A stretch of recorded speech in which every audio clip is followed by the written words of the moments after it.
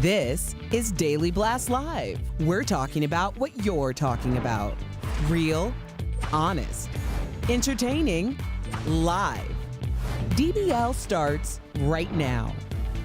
Welcome to Daily Blast Live. It's Friday, June the 4th. I'm Steph, here with Brandon and Erica. She's my mustard to me ketchup. Yes. And the hot dog in the middle. who's bound to be hot because it's 84 outside. You must be roasting in there. Okay, I thought this was Daily Blast Live, not Def Comedy Jam. I didn't know we were roasting you right now. Okay. Just because you wore colors for once, you're not all black. So okay. You took the helm for me. Yeah, you took I got it. You're looking good, Brandon. Thank you. Yeah. I had to. Erica Cobb's on the panel today. I had to come with it. Oh, this is all for me? Not really. Yeah. All right, guys. Well, production on the new Mission Impossible film has been shut down again.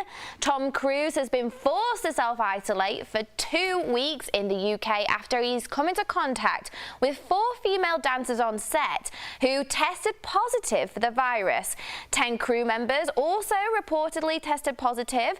So this is the latest setback for the film, which was shut down in February last year because of the pandemic, and production resumed in the fall. But then in December, Tom made headlines after leaked audio of him yelling at crew members for breaking COVID protocols went viral.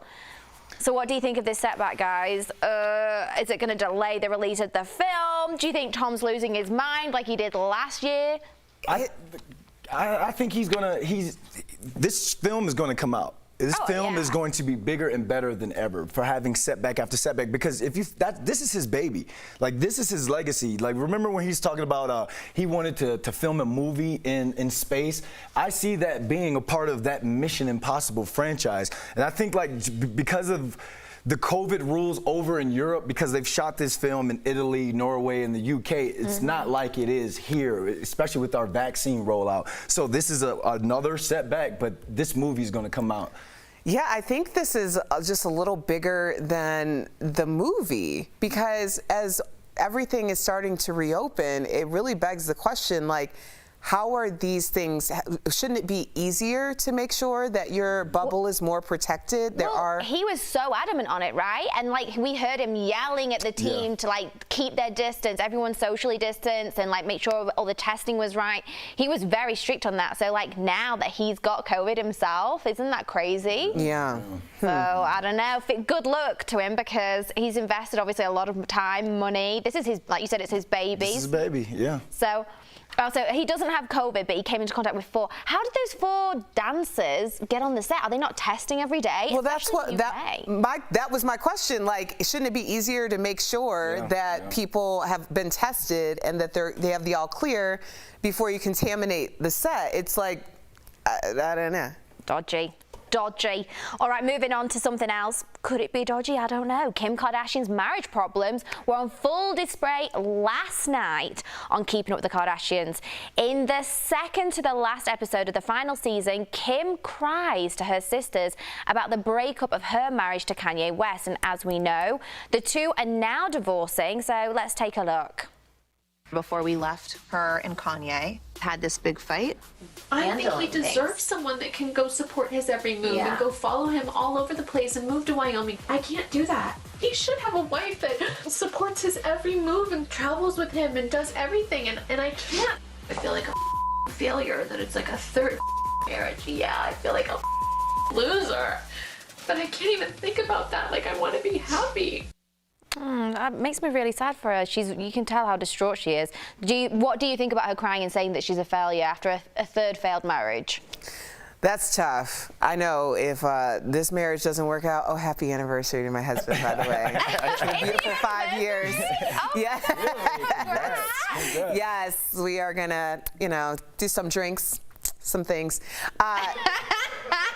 Okay. Okay, I did not mean that like that. Okay, anyway. Or maybe I did. Yeah, I would say it's so scary when you've gone through one divorce to put yourself back out there, because you're kind of traumatized by the dissolution of this marriage. And although mine was the most amicable it possibly could have been, we didn't try to destroy each other, but it still is like, it's like a death. So to have that 3 times, then you start to like lose faith. Like, each time you're losing faith in your ability to have a sustainable marriage. And maybe there were external factors. I feel like this doesn't all fall on Kim. No, sure. I think that clip was obviously, she was being very hard on herself, I think, and I think Kanye's moved states, gosh, many times during the course of their marriage and homes. So that's unfair. I'm on the other side of that, and I'm open to you too about my dating life. I feel like my dating life has been a failure. I'm 36 years old, 0 kids. I don't have anyone right now in my life that I could be like, this is the woman that I want to marry. This is the woman that I want to be with for the rest of my life. And it's because I'm that Kanye. My life, my career, in the sense of, like she said, how he picks up and leaves and goes, that's what it's been. Different NFL teams, different, gigs, moving back and forth. And I've always wanted that, a woman to kind of pick up and leave and go with me, kind of support me like that. So I feel like that failure, now that I have some stability in my life, what do you have to show for it in terms of romance, in terms of family? I have nothing. I feel like a failure.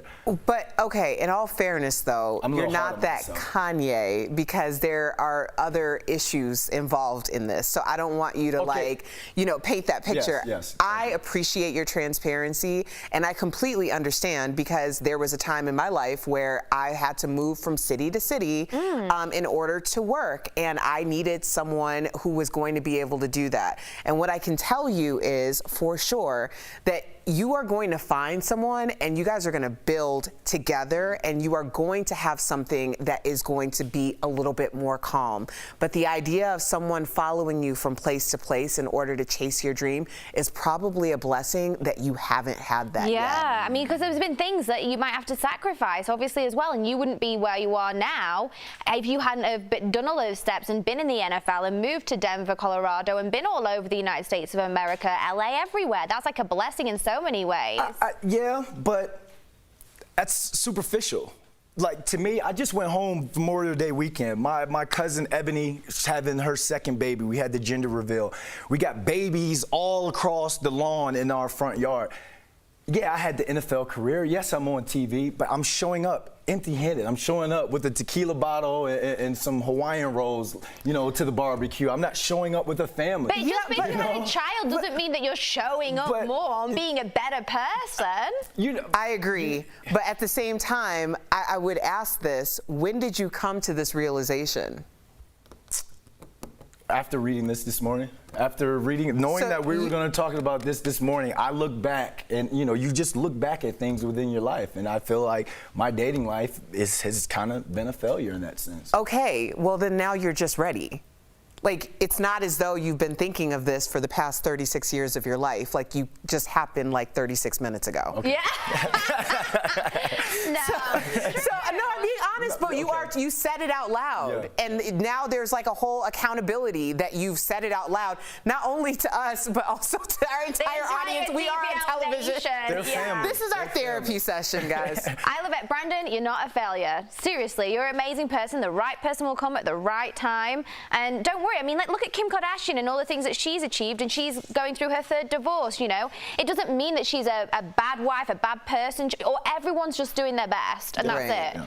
So keep shining. That's why we had Erica on the panel today, There huh? we go. Okay. Agony Aunt Erica, love it. Free therapy session. All right, Barbara Streisand is digging into her vault and coming out with a new album of previously unreleased tracks.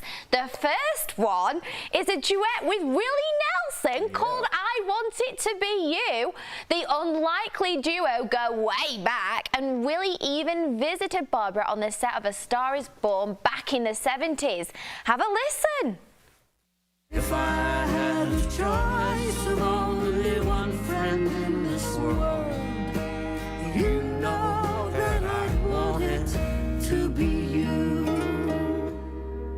Isn't that gorgeous? All right, what do you guys think of the unlikely friendship here? This, to me, like, blows my mind. It's like the Snoop Dogg, Martha Stewart. Like, it's like that type of relationship. I mean, right? Brandon, the only Erica's just like, I see it. Yeah, they're creators. I think creators gravitate towards each other. Well, I think we like appreciate opposites attract as well, don't nuance. they? Yeah, and I'm glad she's coming out with music. I remember when me and you first caught on to this show, and we were in the meeting back there, and they were talking about Barbara Streisand, and I go, oh, the lady from Meet the Fockers. And everybody looked at me like, that's how you know Barbara Streisand. So release all that music, please. I'm here for it. Oh, no, amazing voice. And I love those old pictures we had of them when they were both younger. Oh, my gosh, she's so gorgeous, isn't she? And his little braids just do it for me. Love that set.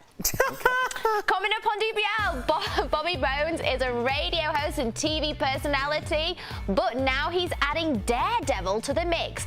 He's telling us all about his exciting new show, and designers are going all out for Pride Month. I'll be showing you guys the hottest rainbow creations. It's coming up next in Fashion Fix Friday. Closed captioning provided by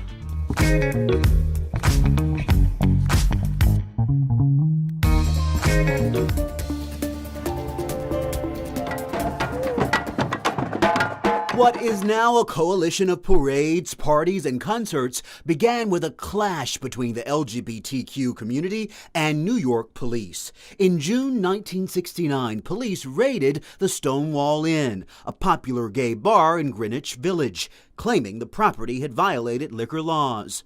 As police officers began making arrests, those remaining gathered outside. At this point in history, homosexuality was still considered a criminal offense, and it was common for police to raid bars like Stonewall. But this raid led to a nighttime riot. Over the next 6 days, thousands took to the streets in protest. In 1970, on the first anniversary of the police raid at Stonewall, activists organized the Christopher Street Liberation Day March, the start of the city's first Gay Pride Week. Fast forward to 1999, then President Bill Clinton became the first to issue an executive order recognizing June as Pride Month.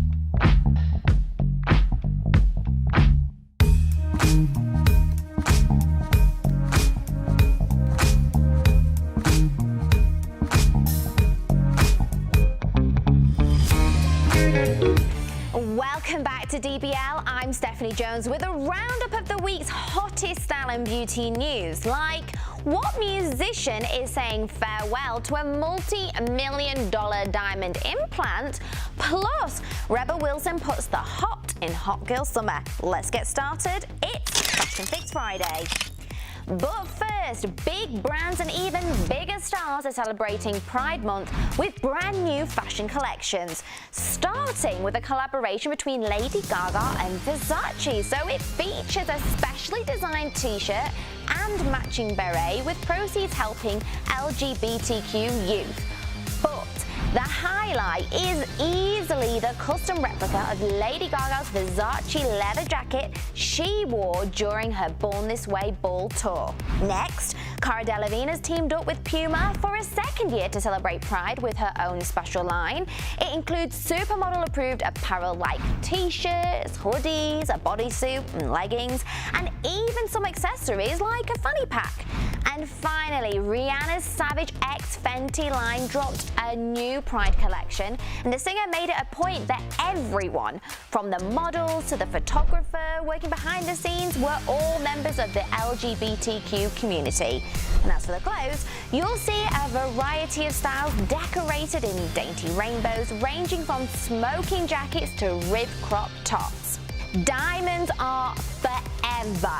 That is unless you're the rapper Lil Uzi Vert. So you might remember when I first told you about the $24 million diamond that he implanted into his forehead earlier this year. It had us saying, what the fashion? Well, nothing lasts forever, because sharp-eyed fans have noticed the 26-year-old is no longer rocking the pink gem in the latest campaign for Calvin Klein. So we don't know why he decided to ditch the jewel, but maybe diamonds are just a girl's best friend after all. Our last story today is Rebel Wilson kicking summer season into high gear with some pitch-perfect weekend outfits. The 41-year-old actress flaunted a fit frame in an off-the-shoulder top detailed with feathers along the neckline, looking every bit the movie star, as she flew to Florida for Memorial Day weekend. Even her beach attire served up Hollywood glamour thanks to her sleek, plunging black one-piece swimsuit accessorized with a bold teal hat. I guess Hot Girl Summer has officially started. That's it for this week's Fashion Fix Friday. Daily Plus Live will be back right after this.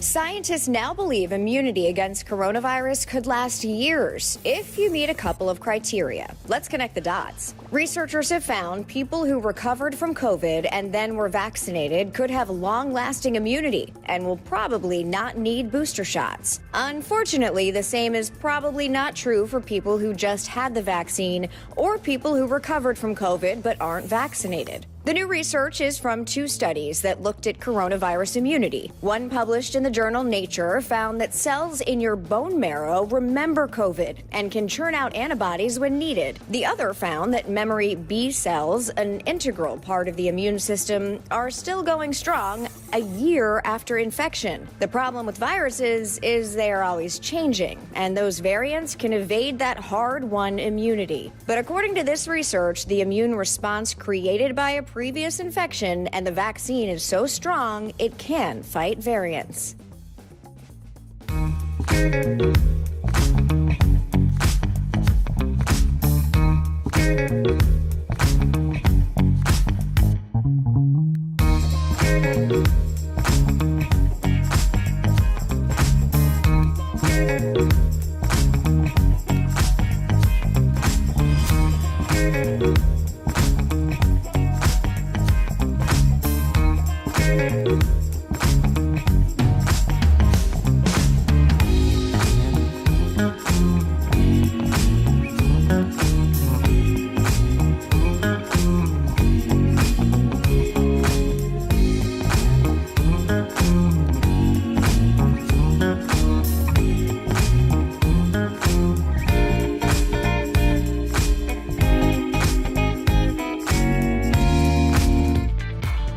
Welcome back to DBL. Bobby Bones is known for putting himself out there. The radio host won season 27 of Dancing with the Stars, and now he has a new show called Breaking Bobby Bones, where he actually puts his life on the line. Earlier, Tori and I caught up with Bobby in today's Chatting with the Stars. Bobby Bones, welcome to DBL. You have my favorite name ever. You're getting married this summer. Mazel tov. Hey. Congratulations. I wanted to find out about the nerves, the cold feet, and also I'm Jewish, so I have to ask, is there a baby coming? Nerves, I guess there are some. Just we had to delay it once because of the pandemic, and we decided we're not delaying it again. Good for you. So, it's going to happen later this summer, but we feel good. Like, we feel like our timing is right. Cold feet, none. Good. And there's no baby on the way now. We had actually had this talk at dinner last night. It's like, hey, when do we think we're going to actually, try to have a kid? I mean, probably in the next 2 years. Right. So there is no baby yet. We have 2 dogs right now. Yep. You're Baby like me. talk is happening. We're just not there quite this second. Yeah, fur babies are totally count. I loved every second of that, but the best answer was no to cold feet. You're a smart man, that's true. Bobby. You're a smart man. All right. That's true. You won season 27 of Dancing with the Stars. What did you think about Tyra Banks hosting this past season? I thought she was good. She's what that show needed. She's known. She is a good host. She is glamorous like that. I mean, listen, when they had me glamming up on that show, I was like, man, what is happening? I got so many jewels on my body. I think she's kind of the perfect person for that show. And, as far as Tyra goes, I think she did exactly what they wanted her to do. On to your new show, Breaking Bobby Bones. You're kayaking, blindfolded, dangling over the Grand Canyon, even submerging yourself underwater. Oh, God. Why? Why, Bobby? Why do you want to do this to yourself? 2, 1, go! I asked myself the same thing, but it started off when I created the show. It was about me traveling all over and learning about people who've gone through some crazy adversity, more than it was any sort of task. And then I started to find out they have really interesting hobbies or careers, and then I wanted to make myself uncomfortable as well, because the whole show is about people that have gone through some crap and come out the other side, and that serving as an inspiration to people watching the show. And then I realized that every episode I need to put me in a situation that I'm not comfortable in, because I hate adventure, guys. I have no interest in it, but I'm doing something every episode that pushes me to my limit, so people can see that it's okay to not be good at something, but it's not okay to not try. And the first episode is Mike D. He was in prison. He was in gangs. He found a new way to do rope access, and I'm hanging 4,000 feet over the Grand Canyon, miserable. But I needed to do that so people could see that I'm facing my fears. And real growth only comes from being uncomfortable. Can I just say really quick, that's such a Buddhist statement. You're supposed to get comfortable with being uncomfortable. And although that's not easy, it's a life worth living in the Buddhist way. So I totally appreciate that. Can I just ask whose idea was it? Like, did you want to do this, or did someone come up with a name, Breaking Bobby Bones, because it's a great name? Like, how did the origin of this start? A prank. Yeah, the prank, right. The hook of the show is, will I die? Will I get hurt? But the real reason that we hope it's going to last is because of the stories of the people. And this is the reverse of Instagram. It's the reverse of Facebook, where people are only posting successes and how good they look. This is people showing you the struggle they've been through and how they got to the other side, hopefully providing inspiration. So good or bad, I created the show. It's a baby that I hope is going to have a long life. I hope I also get to live a long life with this show. And so that's the origin of it, my dumb mind. I love it. So in reality, you are having a baby, and it's this great show. See how I made that full circle? I saw that. Break a leg. Unbelievable. Really good. Catch Bobby risking his life in Breaking Bobby Bones. Great name. Airing Sundays on National Geographic TV. Bobby, always a pleasure to speak with you. We'll be right back. Thank you, guys. Promotional consideration is brought to you by Phillips, a labor and employment law firm representing employers. An overwhelming majority of employers have been reluctant to require their employees to get vaccinated. Of more than 700 employers surveyed, only 9% said they were considering mandating vaccines. But business experts believe that may soon change. That's because, according to new guidance from the Equal Employment Opportunity Commission, employers can mandate their employees to get the COVID-19 vaccine. Verified viewer Bernice Wright sent us an email asking, if an employer requires me to get vaccinated for COVID-19 and it causes death or extremely bad side effects, can a workman's comp claim be filed? So Bernice, let's verify. Our sources, the EEOC, Equal Employment Opportunity Commission, Sarah Mugman, an employment lawyer at the Lip Law Firm. Yes, Bernice can file a workers' compensation claim. And Josh Higgins, partner at Kelly Cronenberg, focusing on workers' compensation defense. You can obviously always file a workers' compensation claim. The question is whether you have a viable claim or not.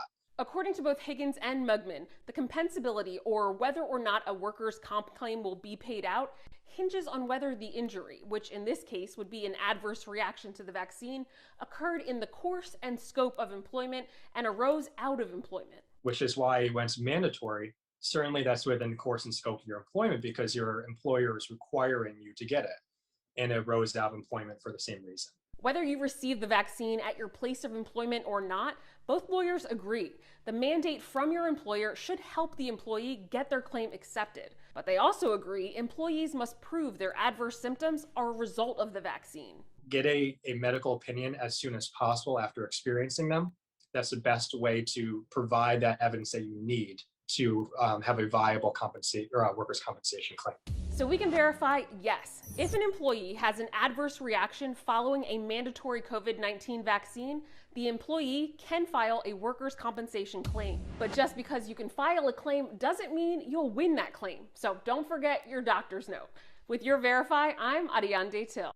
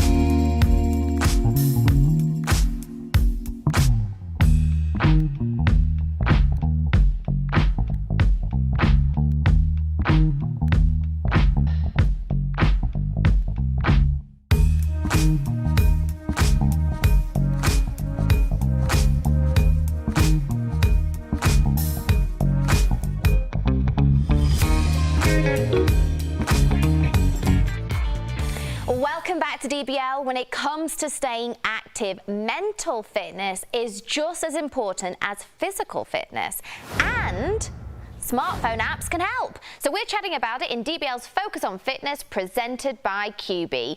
Download apps that not only track calories and steps, but water intake and how long you've been sitting. Meanwhile, sleep apps can calm you before bed, lower your anxiety, and boost overall mental wellness. Improving your mental health can motivate your desire to get physically fit, which is a win-win. Staying active is so important, and QB has made it easy regardless of physical ability or age. Try their under-desk elliptical at home. Call 1-800-782-2351 or visit qb.com to learn more. I think that's so true. Mental health and fitness is so important. Taking care of this is what naturally makes you then, like it said, take care of your whole body and fitness too. And yeah, and I love the sleep app. I listen to like the rainforest when I go to bed. Love it. Yeah. Love it. So good. DBL is new every day. We'll be back on Monday. Same time, same place.